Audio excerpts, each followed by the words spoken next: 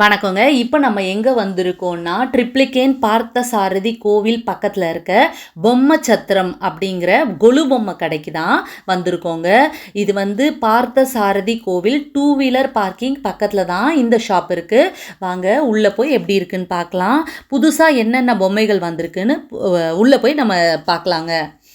அதாவது விநாயகர் சதுர்த்தி வருது, கிருஷ்ண ஜெயந்தி வருது. ஸோ ரெண்டுத்துக்குமே இவங்க பொம்மைகள் வச்சுருக்காங்க. கிருஷ்ண ஜெயந்தியை முன்னிட்டு கிருஷ்ணர் பொம்மைகளும் இருக்குது, விநாயகர் சதுர்த்தியை முன்னிட்டு விநாயகர் பொம்மைகளும் இவங்க வச்சுருக்காங்கங்க. எல்லாமே கவர் பண்ணி வச்சுருக்காங்க. அதனால தான் உங்களுக்கு லைட்டாக ஷேட் அடிக்கிற மாதிரி இருக்கும். பட் எல்லாமே வெளியில் இது அழுக்குப்படக்கூடாதுன்னு கவர் பண்ணி வச்சுருக்காங்க. வாங்க பார்க்கலாம். இப்போ நம்ம பார்க்குறது ஒரு அழகான சிலைங்க, ராதே கிருஷ்ணர் சிலை. ராதை வந்து கிருஷ்ணரை வந்து கொஞ்சிற மாதிரி கை வச்சிருக்க மாதிரி இருக்குது. மேலே பார்த்தீங்கன்னா குடத்தில் தண்ணி எடுத்துகிட்டு வர மாதிரி இருக்குது. இது ரொம்ப அழகான ஒரு சிலை தாங்க, கிருஷ்ணர் சிலை. இது மாதிரி அடுத்தது நம்ம பார்க்க போகிறது வந்து பசு கிருஷ்ணர். பசுவில் இவ்வளோ அழகாக இருக்காரு பாருங்க. பசுவை ஒரு பசு மேலே சாஞ்சி பசுக்கிட்ட நின்றுக்கிட்டு அழகாக கை வந்து இடுப்பில் வச்சுட்டு ஃபோர்ஸ் கொடுக்குற மாதிரி ஒரு கிருஷ்ணரை தான் இப்போ நம்ம பார்த்துட்ருக்கோம். அடுத்தபடியாக பார்த்தீங்கன்னா கல்யாண கண்ணன் சொல்கிறாங்க. இவர் பேர் வந்து கல்யாண கண்ணன். அதாவது மாலை மாற்றிக்கிறாங்க பாருங்களேன், கிட்ட வந்து பாருங்கள், மாலை மாற்றிக்கிறாங்க பாருங்கள். ராதையும் கிருஷ்ணரும் மாலை மாற்றிக்கிற மாதிரி அழகாக இருக்குது பாருங்கள். இந்த கிருஷ்ணர் சிலையை பாருங்கள், ராதே கிருஷ்ணர் சிலை. இது ஒரு டிஃப்ரெண்ட் தெரியுதுங்களா உங்களுக்கு? இது வந்து ஃபஸ்ட்டு குவாலிட்டி. அதுவும் இல்லாமல் கலர் வந்து உங்களுக்கு பிரைட்டாக இருக்குது. ஒரு நல்ல மாடலில் ரொம்ப அழகாக இருக்குது. அந்த புல்லாங்குழல் கூட பாருங்களேன் எவ்வளோ சூப்பராக இருக்குது. அது பாருங்கள் என்ன மாதிரி ஜொலிக்குது புல்லாங்குழல். ரொம்ப அழகான ராதே கிருஷ்ணர்.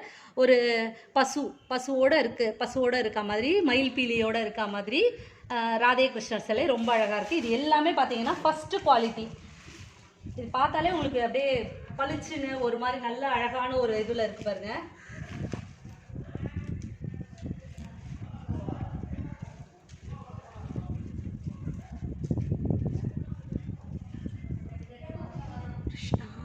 ஓ, சைஸ் வாரியாக இருக்காரு. இங்கே இருக்க கிருஷ்ணர்லாம் பார்த்தீங்கன்னா சைஸ் வாரியாக வச்சுருக்காங்க பாருங்களேன். பெரிய சைஸ், அடுத்து அப்படியே வச்சுருக்காங்க.